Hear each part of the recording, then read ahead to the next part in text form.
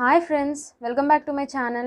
Today our topic is solving system of homogeneous and non-homogeneous linear equations. Group of linear equations ని ఎలా solve చేయాలి అనేది ఈ వీడియోలో చూద్దాం. ఫస్ట్ ఆఫ్ ఆల్ అసలు ఈక్వేషన్ అంటే ఏంటంటే ఒక ఎక్స్ప్రెషన్ ఉంటుంది. ఎక్స్ప్రెషన్కి ఈక్వల్ టు పక్కన కాన్స్టెంట్ కానీ జీరో కానీ ఉంటే దాన్ని ఈక్వేషన్ అంటారు. See for example x plus y plus z equal to 6. X plus y plus z అనేది ఒక ఎక్స్ప్రెషన్. ఇది మొత్తం ఈక్వేషన్. ఇప్పుడు దీనిలో లీనియర్ ఈక్వేషన్ అంటే ఏంటో చూద్దాం. Linear equation a x plus b y plus సిజెడ్ ఈక్వల్ టు 0 అనే ఫార్మాట్లో ఉంటుంది. లీనియర్ ఈక్వేషన్ అంటే ఏంటంటే డిగ్రీ ఈక్వల్ టు 1 ఉండాలి, దాన్ని లీనియర్ ఈక్వేషన్ అంటారు. డిగ్రీ అంటే ఏంటంటే హైయెస్ట్ పవర్. ఇప్పుడు ఈ ఎగ్జాంపుల్ చూడండి. దీనిలో ఎక్స్కి పవర్లో 1 ఉంది, వైకి పవర్లో 1 ఉంది, జెడ్కి పవర్లో 1 ఉంది. సో హైయెస్ట్ పవర్ ఎంత? 1. హైయెస్ట్ పవర్ని డిగ్రీ అంటారు. డిగ్రీ ఈక్వల్ టు 1 కాబట్టి దాన్ని లీనియర్ ఈక్వేషన్ అంటారు. అసలు లీనియర్ ఈక్వేషన్స్ అనేవి మొత్తం ఎన్ని టైప్స్, వాటిని ఎలా సాల్వ్ చేయాలి అనేది చూద్దాం. లీనియర్ ఈక్వేషన్స్ అంటే మొత్తం 2 టైప్స్ ఉంటుంది. ఒకటి హోమోజీనియస్ ఈక్వేషన్స్, ఇంకోటి non homogeneous equations. Homogeneous equations అంటే ఏంటంటే ఎక్స్ప్రెషన్ ఉండి ఎక్స్ప్రెషన్ పక్కన 0 ఉంటుంది, కాన్స్టెంట్స్ ఏమి ఉండవు, దాన్ని హోమోజీనియస్ ఈక్వేషన్ అంటారు. నాన్ హోమోజీనియస్ ఈక్వేషన్ అంటే ఎక్స్ప్రెషన్ ఉండి కాన్స్టెంట్స్ కూడా ఉంటాయి. సి ఫర్ ఎగ్జాంపుల్ హోమోజీనియస్ ఈక్వేషన్లో నేను x plus y plus z equal to 0 అని తీసుకున్నా. ఇక్కడ 0 ఉంది, ఈక్వల్ టు పక్కన కాన్స్టెంట్స్ ఏమీ ఉండవు. నాన్ హోమోజీనియస్ ఈక్వేషన్స్లో x plus y plus z equal to 6 అంటే ఇక్కడ కాన్స్టెంట్స్ ఉంటాయి ఖచ్చితంగా, దాన్ని నాన్ హోమోజీనియస్ ఈక్వేషన్స్ అంటారు. ఇప్పుడు వీటిల్లో కూడా ఇంకా టైప్స్ ఉన్నాయి. ఇవి చెప్పే ముందు నేను ఒక చిన్న టాపిక్ చెప్తాను. So let's continue with the topic. So consider these group of linear equations. ఇవి ఏఎక్స్ ఈక్వల్ టు బి ఫామ్లో ఉన్నాయి. ఏ అంటే ఒక మ్యాట్రిక్స్, అవి ఓన్లీ కాన్స్టెంట్స్ మాత్రమే ఉంటాయి. Equal Tuki left side constants మాత్రమే ఉంటాయి. బి అంటే equal Tuki right side constants ఉంటాయి. ఎక్స్ అంటే ఇవి వేరియబుల్స్, ఎక్స్ వై జెడ్ అనే వేరియబుల్స్. ఇప్పుడు ఏబి అనే మ్యాట్రిక్స్ రాస్తున్నా. ఏ అంటే ఏంటి? కాన్స్టెంట్స్ కదా, 1 1 1. బి అంటే 6, 1 -1 2 5 3 1 1 8. ఏబి అనే మ్యాట్రిక్స్ రాశాను. ఏబి అనే మ్యాట్రిక్స్లో ఇది మొత్తం ఏ మ్యాట్రిక్స్, ఇది మొత్తం బి మ్యాట్రిక్స్. ఎన్ అంటే number of unknowns. Number of unknowns అంటే మనం కనుక్కోవాల్సిన వాల్యూస్ని ఎన్ అంటాము. దీంట్లో మనకి ఎక్స్ వాల్యూ తెలీదు, వై వాల్యూ తెలీదు, జెడ్ వాల్యూ తెలీదు. కాబట్టి మనకి 3 అన్నోన్స్ ఉన్నాయి. దీనిలో ఎన్ ఈక్వల్ టు 3 అవుతుంది. ఇప్పుడు మనం టైప్స్ చూద్దాం. ఫస్ట్ నాన్ హోమోజీనియస్ ఈక్వేషన్స్ చూద్దాం. నాన్ హోమోజీనియస్ ఈక్వేషన్స్ మొత్తం 2 టైప్స్ ఉంటాయి. ఒకటి కన్సిస్టెంట్, ఇంకోటి ఇన్కన్సిస్టెంట్. కన్సిస్టెంట్ అంటే ఏంటంటే rank of A equal to rank of AB అయితే దాన్ని కన్సిస్టెంట్ అంటారు.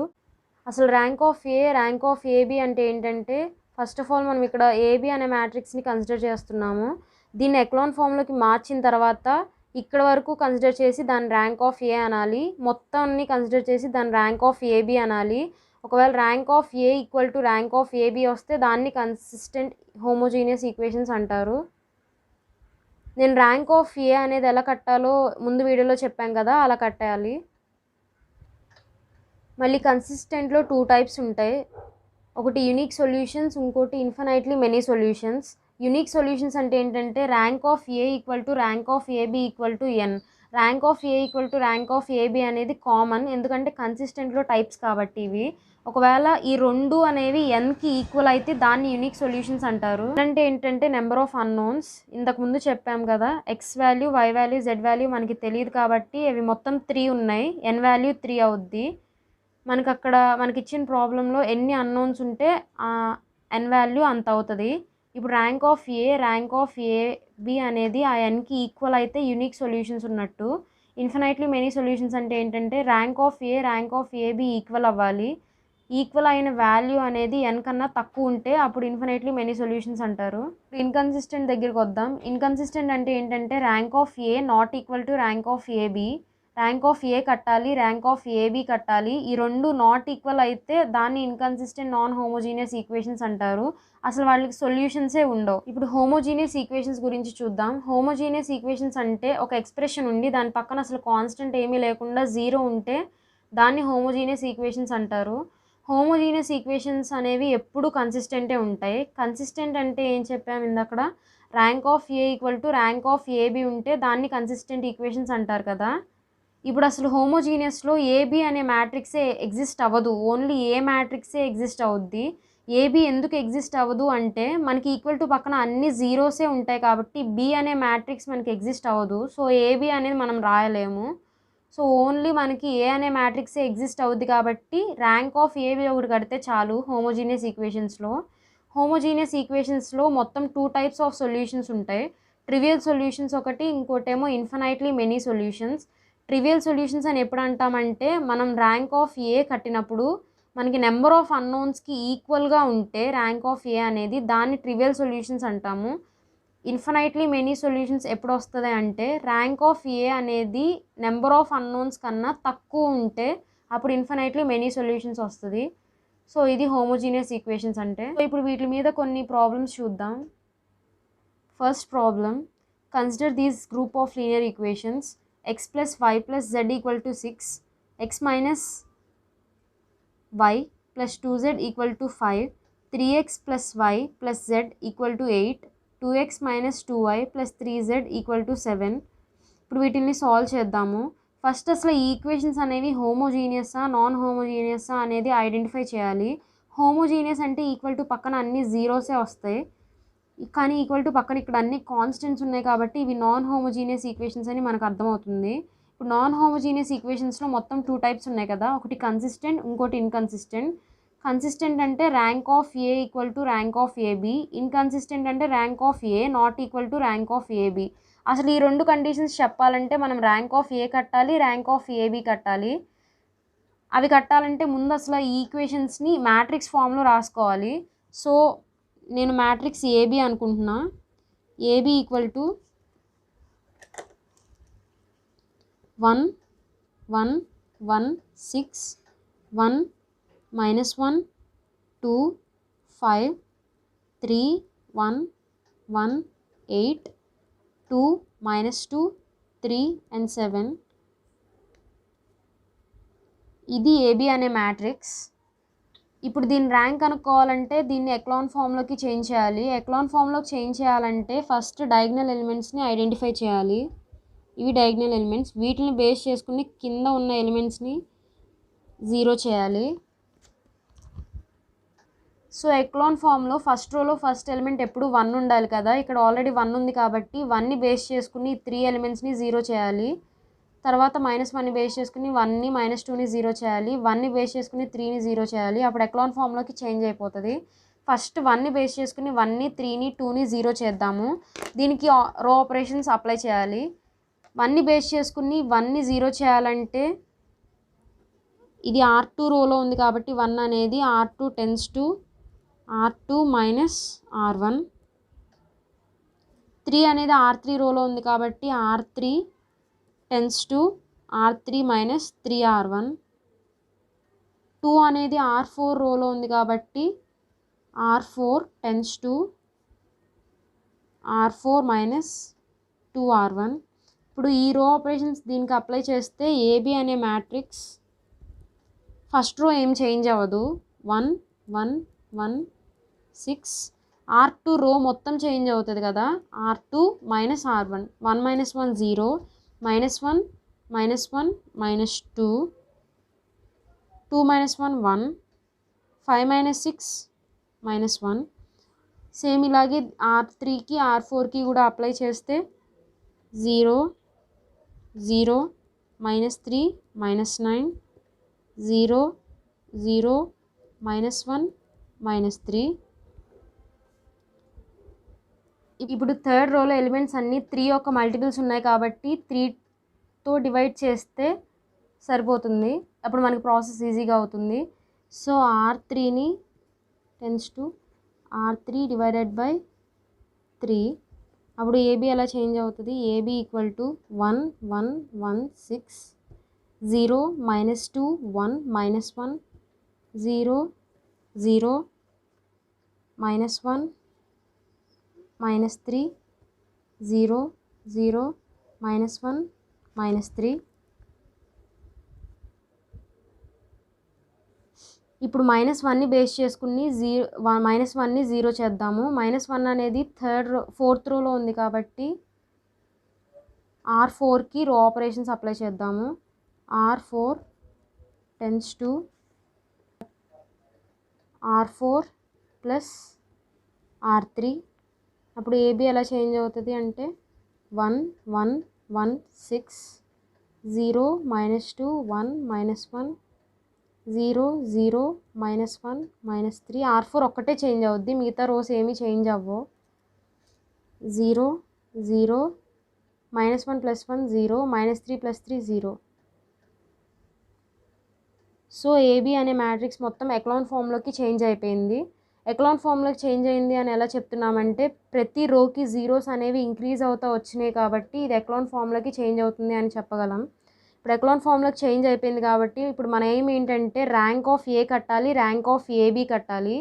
ఒకవేళ 2 ఈక్వల్ అయితే ఇవి కన్సిస్టెంట్ అని, 2 ఈక్వల్ కాకపోతే ఇన్కన్సిస్టెంట్ అని. ఇప్పుడు సో ర్యాంక్ ఆఫ్ ఏ కడదాం. ఏ అంటే ఈ మ్యాట్రిక్స్ని ఏ అంటారు. మొత్తం ఇది మొత్తం ఏబి కదా. ర్యాంక్ ఆఫ్ ఏ ఎంత? ర్యాంక్ అంటే number of non zero rows. Rank of A non zero rows ఎన్ని ఉన్నాయి? Rank of A equal to 3. ఇప్పుడు ర్యాంక్ ఆఫ్ ఏబి కడదాం. ఏబి మ్యాట్రిక్స్ వచ్చి ఇది మొత్తం కదా. So rank of AB equal to 3. So rank of A equal to rank of AB. Rank of A equal to rank of AB అంటే మనకి consistent. ఒకవేళ not equal to అయితే inconsistent వచ్చేది. ఇప్పుడు కన్సిస్టెంట్ కాబట్టి కన్సిస్టెంట్లో యూనిక్ సొల్యూషన్స్ ఉంటాయి, indefinitely many solutions ఉంటాయి. ఈ రెండిట్లో ఏది అని చెప్పాలంటే మనకి ఎన్ వాల్యూ తెలియాలి. ఎన్ అంటే నెంబర్ ఆఫ్ అన్నోన్స్. మనం ఈ క్వశ్చన్లో x value, y value, z value find out చేయాలి కాబట్టి ఎన్ వాల్యూ వచ్చేసి 3, n equal to 3.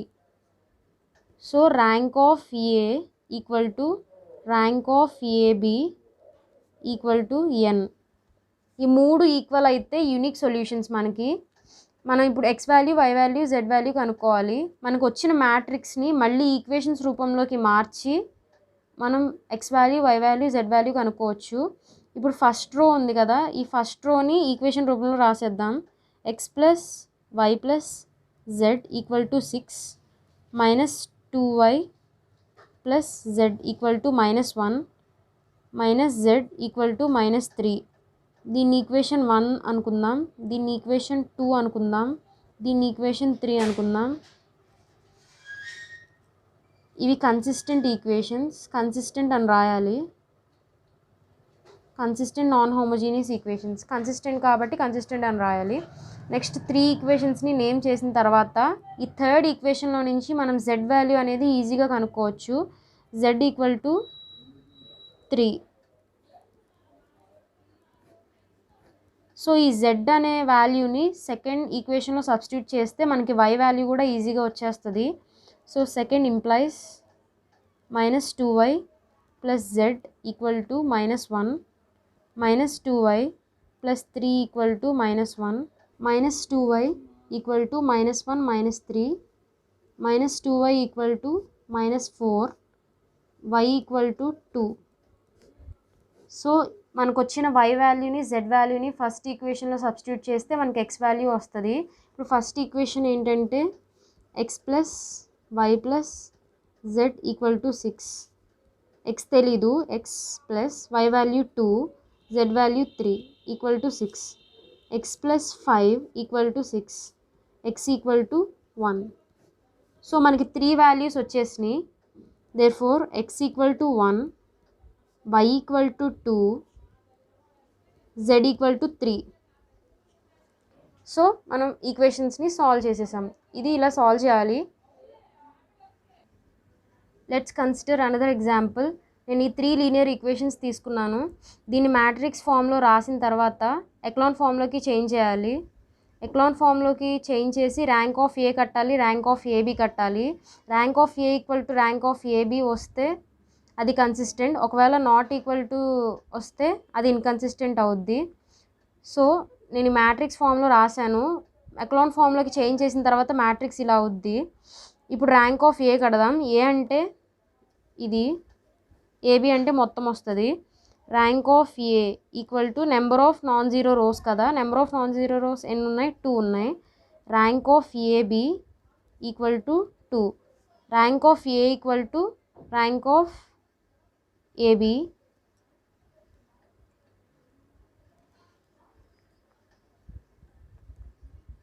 Number of unknowns అంటే మనకి తెలియాల్సిన వాల్యూస్, ఎక్స్ వాల్యూ తెలియాలి, వై వాల్యూ తెలియాలి, జెడ్ వాల్యూ తెలియాలి.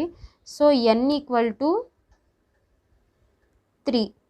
ఇప్పుడు rank of A equal to rank of AB less than n. ఎందుకంటే rank of A rank of AB equal వచ్చినాయి, కానీ మనకి 2 వచ్చింది వాటి వాల్యూ, n వాల్యూ 3. కాబట్టి rank of A equal to rank of AB less than n. ఒకవేళ equal to n వస్తే అది యూనిక్ సొల్యూషన్స్ కన్సిస్టెంట్లో, కానీ మనకి లెస్ దాన్ n వచ్చింది కాబట్టి అది ఇప్పుడు ఇన్ఫినైట్లీ మెనీ సొల్యూషన్స్కి వస్తుంది. సో ఇన్ఫినైట్లీ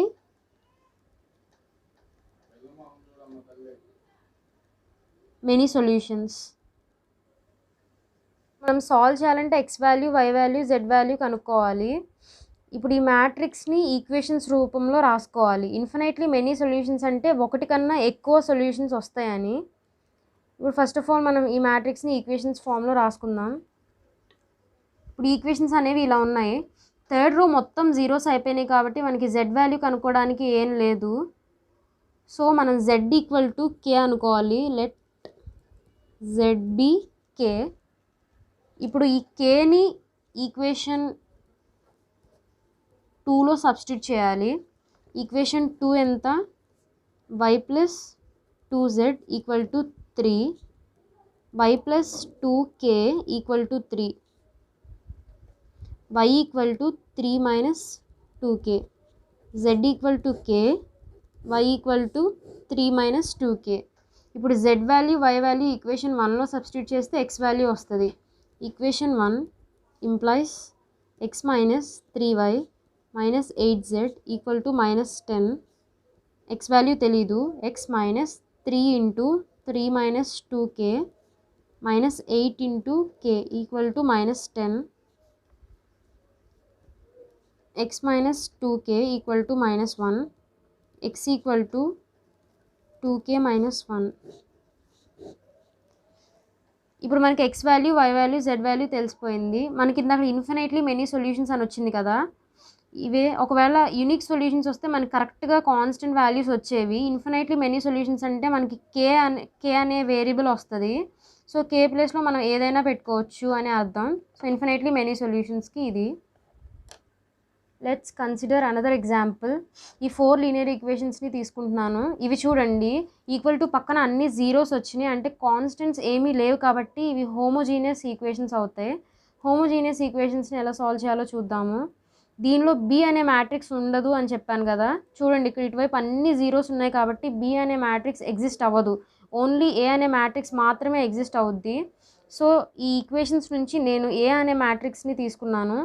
ఈ ఏ అనే మ్యాట్రిక్స్ని ఎక్లాన్ ఫామ్లోకి చేంజ్ చేయాలి. ఎక్లాన్ ఫామ్లోకి చేంజ్ చేసిన తర్వాత మనకి ఇది ఇలా చేంజ్ అయింది. ఇప్పుడు దీనిలోంచి ర్యాంక్ ఆఫ్ ఏ కట్టండి. ర్యాంక్ ఆఫ్ ఏ ఎంత వస్తుంది అంటే number of non zero rows కదా, ఇది మొత్తం 4 ఉన్నాయి. So rank of A equal to 4.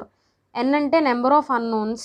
Number of unknowns మనకి ఎక్స్ వాల్యూ తెలియాలి, వై వాల్యూ తెలియాలి, జెడ్ వాల్యూ తెలియాలి, డబ్ల్యూ వాల్యూ తెలియాలి. So n equal to 4. Rank of A equal to n అయినప్పుడు ఇవి ట్రివియల్ సొల్యూషన్స్ అవుతాయి. ట్రివియల్ సొల్యూషన్స్ అంటే అన్ని వాల్యూస్ ఈక్వల్ టు 0 అయిపోతాయి. ఒకవేళ ర్యాంక్ ఆఫ్ ఏ అనేది n కన్నా తక్కువ వస్తే అది infinitely many solutions. So 2 equal కాబట్టి ట్రివియల్ సొల్యూషన్స్. ట్రివియల్ సొల్యూషన్స్ అంటే అన్ని 0.